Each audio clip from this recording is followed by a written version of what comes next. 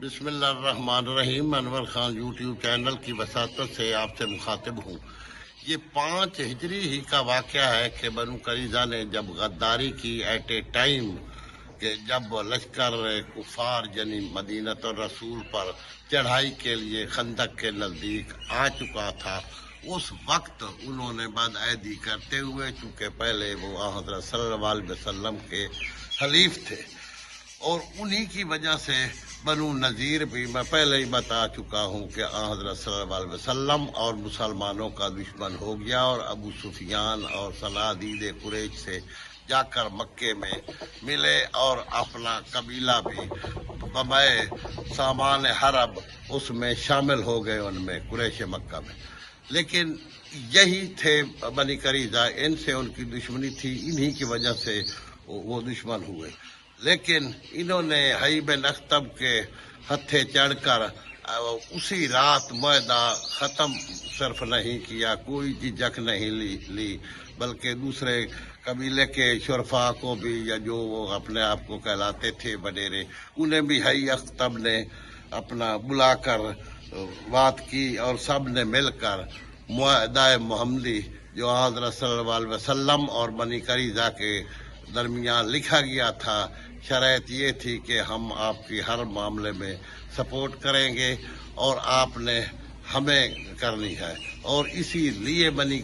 اپنا نذیر کی مخالفت حضرت صلی اللہ علیہ وسلم نے انصاف کے مطابق کی تھی، چونکہ وہ ان پہ ہمیشہ زیادتیاں کرتے تھے۔ تو ہوا یہ کہ جب جنگ اپنا غزوہ احد سے اپنا غزوہ خندق سے فارغ ہوئے اور جو کفار مکہ تھے وہ شکست خوردہ ہو کر واپس چلے گئے، صرف اپنا اتنی ہی دیر پڑی تھی کہ حضرت صلی اللہ علیہ وسلم ادھر سے فارغ ہو کر حضرت فاطمہ علیہ السلام کے گھر تشریف لائے اور وہاں سے اپنا انگیٹھی منگوائی تاکہ حرمل کی دونی لے سکیں۔ تو اسی وقت حضرت جبرائیل علیہ السلام نازل ہوئے اور انہوں نے فرمایا کہ کیا آپ نے پیغمبر خدا جنگ کے ہتھیار اتار دیے ہیں، جبکہ ملائکہ نے تو ابھی تک مطلب جنگ کے ہتھیار نہیں اتارے، آپ فوراً بنی قریظہ کے علاقے میں جائیں اور ان پہ چڑھائی کریں، اور میں ابھی جاتا ہوں ان کے قلعوں کو مرغ کے انڈوں کی طرح پتھروں سے توڑ دوں گا۔ تو حضرت صلی اللہ علیہ وسلم نے حضرت بلال کو حکم دیا اور انہوں نے منادی کی کہ فوراً مسلمانوں کا گروہ جو ہے وہ اکٹھا ہو جائے، اب ہم نے عصر کی نماز جو ہے وہ بنی قریظہ کے علاقے میں جا کر ادا کرنی ہے۔ تو فوراً آپ صلی اللہ علیہ وسلم اور اپنا لشکر لے کر وہاں پہنچے بنی قریظہ کے علاقے میں، فوراً محاصرہ کر لیا، انہیں بھی پتہ چل گیا تھا، وہ اپنا داخل ہو گئے اپنے اس قلعہ میں۔ تو باہر سے کچھ دنوں تک، یعنی کہ ایک روایت کے مطابق 15 دن قلعہ بند رہے، یہودی ایک روایت 25 دن کی بھی ہے۔ بہرحال کام چلتا رہا، صرف تیر اور پتھر ایک دوسرے پہ برساتے رہے۔ آخر وہ تنگ آ کر 15 دنوں کے بعد باہر آ گئے، اور انہوں نے کہا کہ چونکہ ان کا پرانا قسم دار تھے، اپنے حلیف تھے حضرت سعد بن معاذ اور اس کا قبیلہ، وہ شخصیت تھے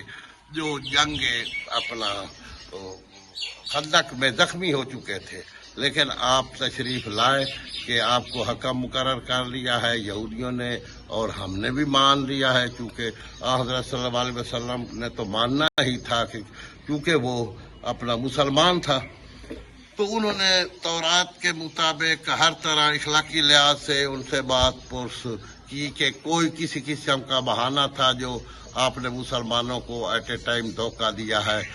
آپ کے دشمن تھے اپنا بنو نذیر، آپ سے زیادتی کرتے تھے، لیکن مسلمانوں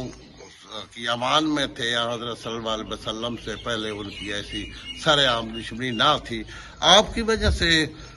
اپنا ان کے ساتھ سختی ہوئی اور تمہیں ان کے ظلم سے نجات دلائی، لیکن کوئی وہ عذر پیش نہ کر سکے۔ تو حضرت سعد بن معاذ نے اپنا فیصلہ یوں کیا کہ بنی قریظہ کے تمام مردوں کو قتل کر دیا جائے، ان کی عورتوں اور بچوں کو غلام بنا لیا جائے، عورتوں کو کنیز بنا لیا جائے، اور جو ان کا مال و زر ہے، زمینیں، سب کچھ، وہ مسلمانوں میں بانٹ دیا جائے۔ اور ایسا ہی ہوا، انہیں قتل کر دیا گیا، ان کی عورتوں کو کنیز بنا لیا گیا اور ان کے بچوں کو غلام، اور اس کے بعد جو ان کا سامان تھا وہ مسلمانوں میں تقسیم کر لیا گیا۔ اور اس طرح مدینہ اور رسول میں جو دشمنیاں تھی یہودیوں کی وجہ سے، وہ اس قبیلے کے خاتمے کے بعد، بنی نذیر پہلے ہی جا چکا تھا، یعنی بنو قریظہ کے خاتمے کے بعد، ان کے استحصال کے بعد، تقریباً مدینہ الرسول میں